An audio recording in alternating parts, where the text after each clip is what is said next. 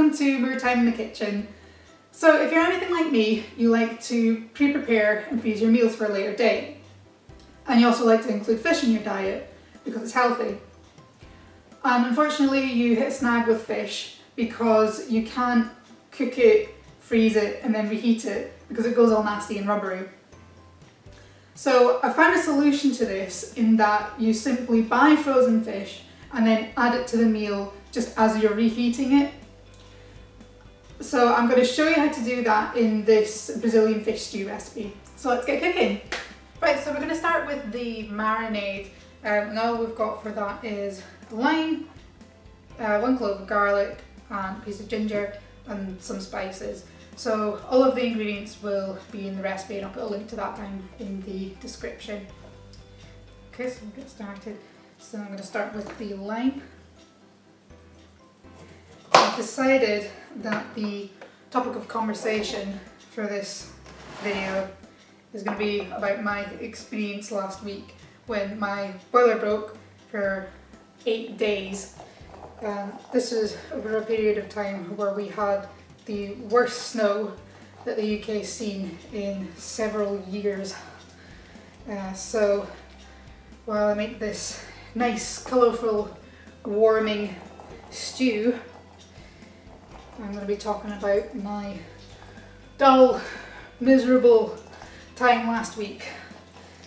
Just for a bit of contrast, but mainly just because I want to have a whinge, just want to complain. Right, so I've got a freezer bag here and the fish is going to go in here and the marinade is going to go in here as well. So it's a medium-sized freezer bag. So medium to large should be fine, but not a small one, that'll be too small to get all the fish in. So just pour the juice of 1 lime in there.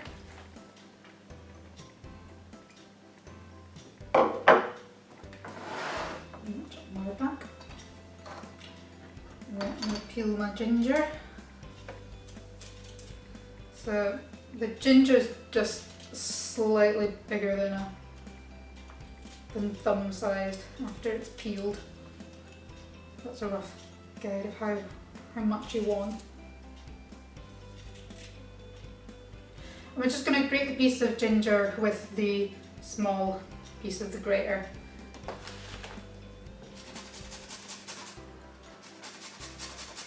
And we're just going to top and tail the garlic and then peel it.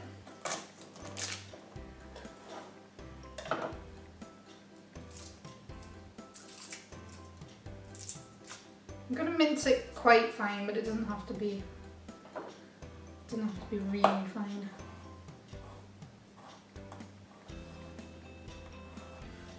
I realise my hand's in front of the camera. That's why I'm holding it a bit weird.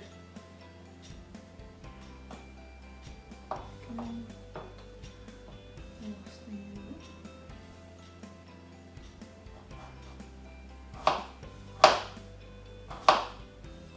So like I said, it doesn't have to be super fine, but just minced.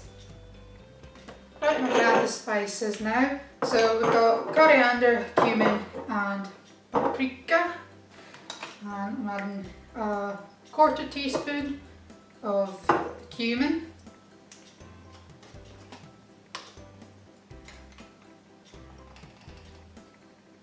And 1/4 teaspoon. And 1/2 teaspoon of the coriander. 1/2 teaspoon.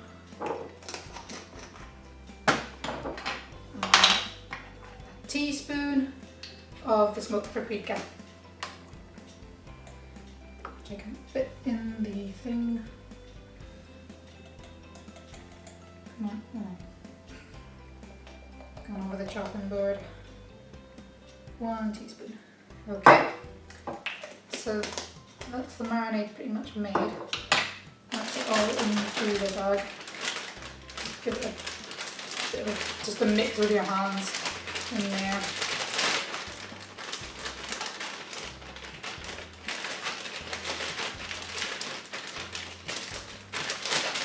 Okay, so that's the marinade in there. I'm just going to get the fish and add it in.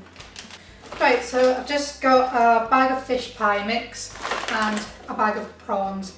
Make sure you buy the raw prawns, don't buy the pre-cooked prawns. Okay. I'm just going to add it to the freezer bag with the marinade. Pull those down here.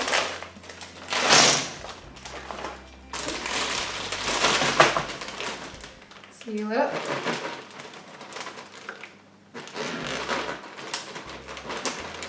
We're going to give it a good shake.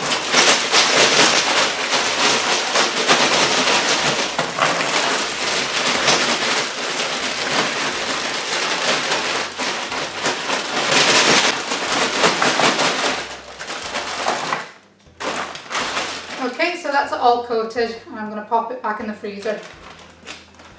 Okay, so I've got the vegetables here. I've got a red pepper, yellow pepper and a brown onion. So let's do chopping those. Right, so about my last 8 days, because the boiler was only fixed yesterday. And it's the 10th today, the 10th of March. So I don't know what time it will be when, I don't know what date it will be when I actually upload this, because editing takes forever. I've still not edited the videos for the last lot of videos that I did. So, last week was Snowmaggedon, Beast from the East. I think some other European countries had other names for it. I think in Sweden they call it snow cannon, which I will have to assume sounded better in translation. I've got a little bin bag over here, by the way. I'm not just sort of throwing the ends onto the countertop. So yeah, it was very cold. So this was on the Thursday morning. I think Wednesday had probably been the worst day for the snow. It was really bad, and driving home from work was terrifying. So I woke up on Thursday morning. Thursday's my day off, so I decided to go for a jog. Yes, in the snow, because I had lost my mind apparently. And when I woke up, I could smell gas, but, well, I thought I could smell gas. I wasn't sure at first. I just sort of ignored it, and I thought I'll go out for my jog and I'll see what it's like when I get back. So I went for my jog, came back, and the smell of gas hit me when I walked in the door. So I thought, right, okay, something's not right here. And I started panicking, and I was like, oh god, I've got a gas leak, what do I do? I'm back with a plaster on my thumb because I'm a moron, and I was paying more attention to looking at the camera instead of how I was chopping the pepper. So I will now be looking at the pepper so I don't slice any more fingers. Anyway, as we were, where did I get to in my little tail? Oh, it feels really weird with plaster on now.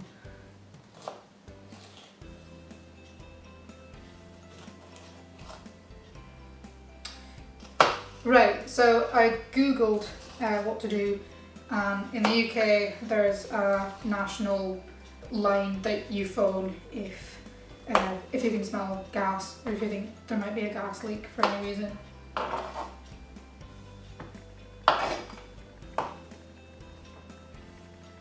So I found that line, and it took about 20 minutes to get through, which seemed like a long time, but given all the snow, I'm sure there was a lot of people whose boilers were breaking, so it's fair enough.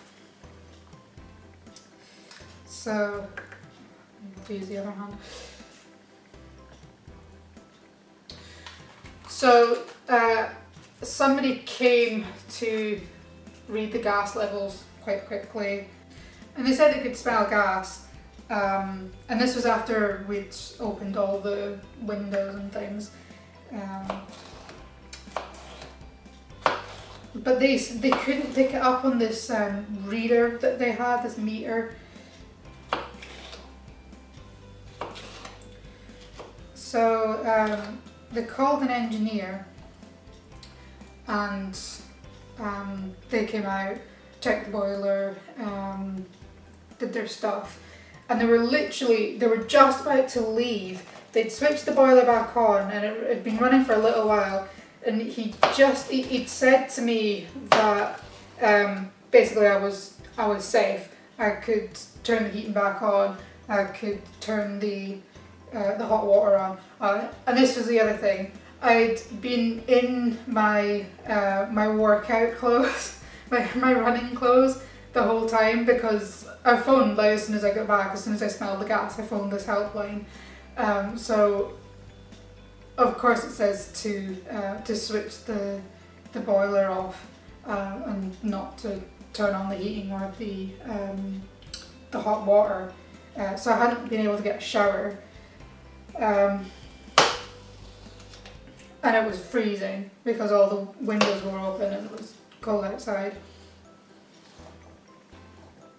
So yeah, he's just about to leave, and he says, "Oh, hold on, I'm getting a reading now." So it turned out that the gas was only leaking when the boiler was actually on. So we had to switch it off, and they couldn't fix it because my property's rented, so the landlord had to get somebody to come and fix it. So called my leasing agency, they contacted the landlord, and somebody came out later that day. And then they fixed one part of it, but there was two leaks. There was two places that it was leaking from, and he said that he could fix that one bit, but he couldn't fix the other bit. He needed a part. They always do. They always need a part, don't they? Okay, onto the onion next. I'm going to just roughly chop the onion. Oh, everything's difficult because of my thumb. Why did I cut myself? Come on.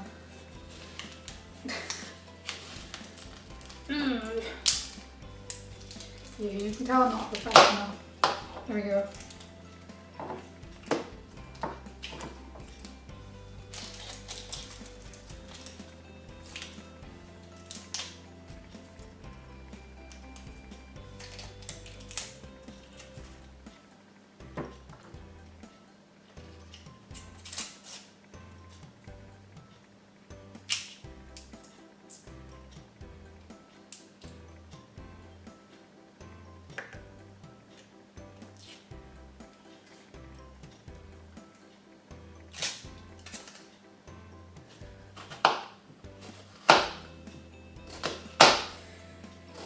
So, like I say, that was on Thursday.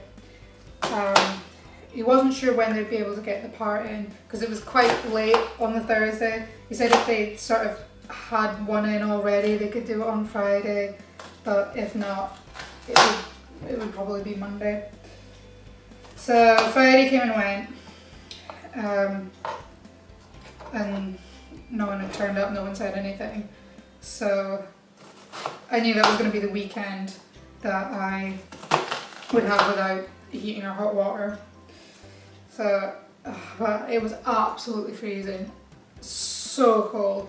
I woke up on Saturday, was it Saturday or Sunday? I think it was similar temperatures on both days, but there was one morning I woke up, I looked at the thermostat, and it, come on, this is so impossible without my thumb.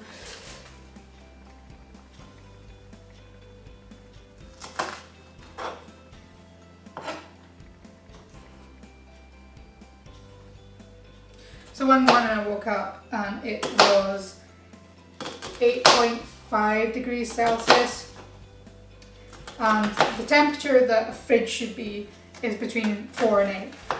So it was slightly higher than the temperature of a fridge. That's how cold it was in my flat. And this was also the day that I was filming the first episode for this, the first video. the first more time in the kitchen video. So if I'm shivering in that, or if I'm like breathing heavy because it's so cold, because I sort of was, because honestly, if I didn't have, if I wasn't wrapped up in a blanket, it was cold. I have a halogen heater, but it's broken basically. So on this Sunday I went and got a new electric heater. But the worst part by far was not being able to wash, not being able to get a shower in my own flat. Oh god. Okay, so I've got a little pot here, and I'm going to put the temperature to medium. I'm going to get some oil. And just put a little bit in, just a glug. About a tablespoon. Okay, so I've let the oil heat up a little bit, and then we're going to add the onions and the peppers.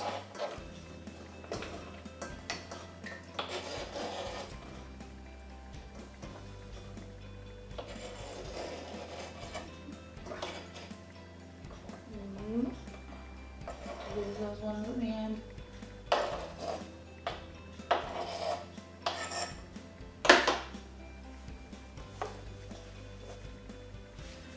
Okay, we're going to let those cook for 2 minutes.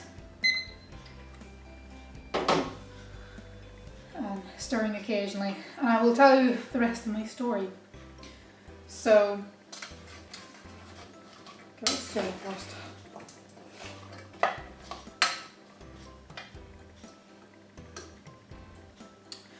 So, we got to Monday lunchtime, and I hadn't heard anything. I hadn't heard anything from my leasing agency, I hadn't heard anything from the company that was fixing the boiler.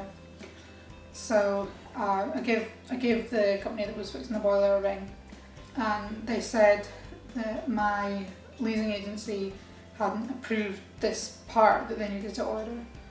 So I phoned them up, and they said that the landlord needed to confirm it.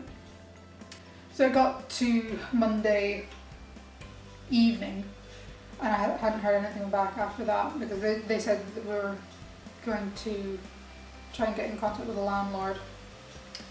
And then later on it turned out that the company hadn't given them some information, so it was all a bit confusing who owed who information. But the matter was my boiler still wasn't fixed.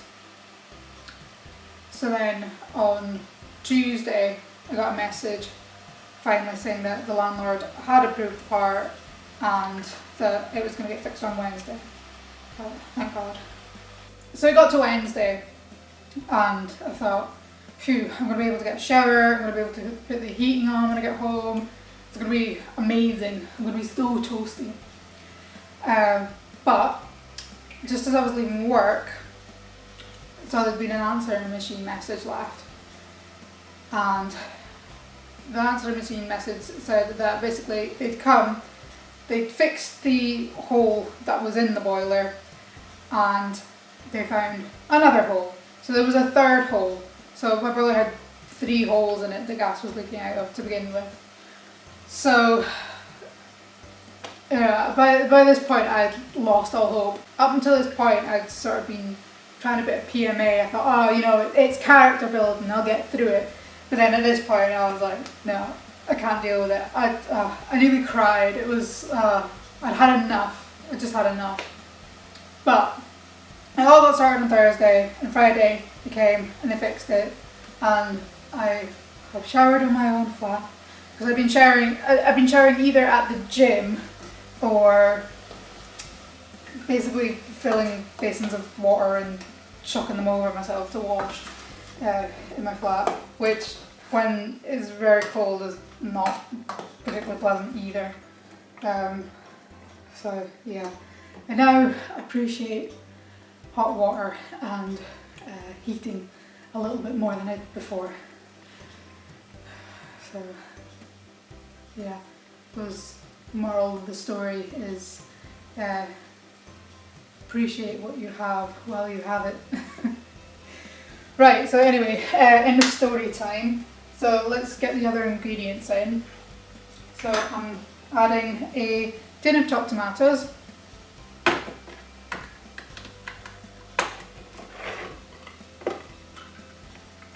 Come on, there we go. Tin of chopped tomatoes, a tablespoon of tomato puree. Actually, before I add the tomato puree, because I'm using the tablespoon, I'm going to add a tablespoon of coconut sugar. You can use any type of brown sugar that you want, but I like using this in recipes. If you're using normal brown sugar, use about a teaspoon. This isn't as sweet as other stuff, so it's not as sweet as normal sugar, so just use a teaspoon of anything else. I'm not necessarily suggesting that you use that brown sugar, the coconut sugar, it's just what I have in my cupboard. Okay, and then the tablespoon of tomato puree.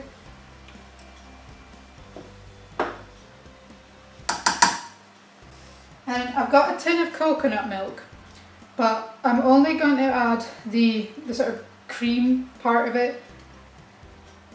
And the reason for that is just that I don't want the stew to get too liquidy. Now, obviously it's a stew, so it is going to have a bit of liquid in it.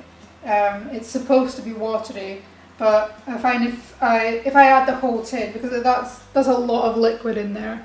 I don't know if I'll be able to tilt it without spilling it everywhere. But yeah, there's a lot of liquid in there. And I find if I add it all, it gets watery and it doesn't taste pleasant. Plus, when you add the frozen fish, it will make it more watery. Some water will come out of the seafood. So I don't like it being that watery. So I'll just add a tiny splash of this. And you can keep it on the side and add more if you want to, but you shouldn't need any more. Just zooming in so you can see me stirring all the ingredients together.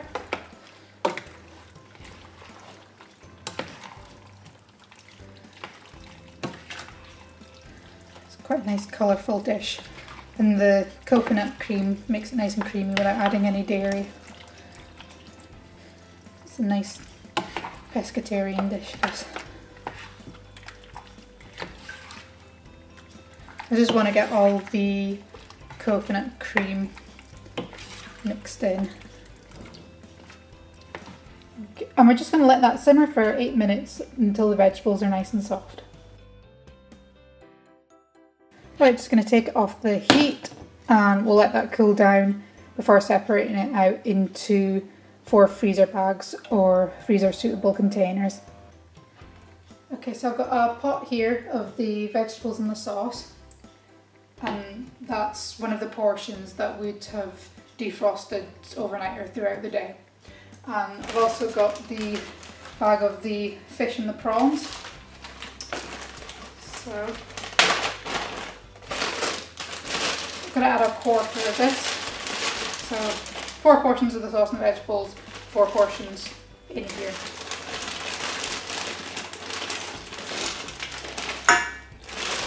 Okay, so that's about a quarter. Even though it's frozen, I can smell all the nice spices and everything. So we're going to put it on a medium heat and we're going to let that cook for 8 to 10 minutes. And we'll put some rice on in the meantime. And you just want the fish and the prawns to be fully cooked. So about 5 minutes in, we can see the fish is mostly defrosted, cooked on some sides. So we're going to turn everything around, make sure it's getting cooked on both sides. You see the prawns are starting to turn a bit pink, especially this one here. So it really doesn't need much time at all to cook.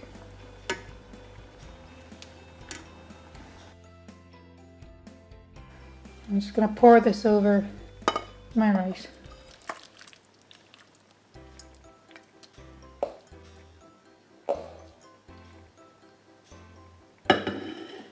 Just gonna add some coriander leaves as a garnish for a bit extra flavour and colour. Okay, so here we go, it's the finished article. So you can see all the nice colours in there. I've mushed it a bit because this is the third take. So try and get a spoonful with everything on it. Put some of the nice fresh vegetables and some of the fresh fish. So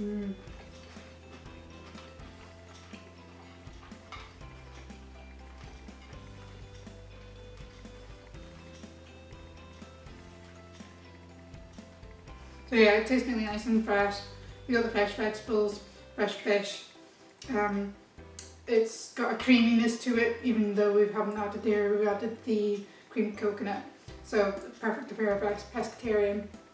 So it's a nice warming dish, even if you've not got a freezing flat. See you next time.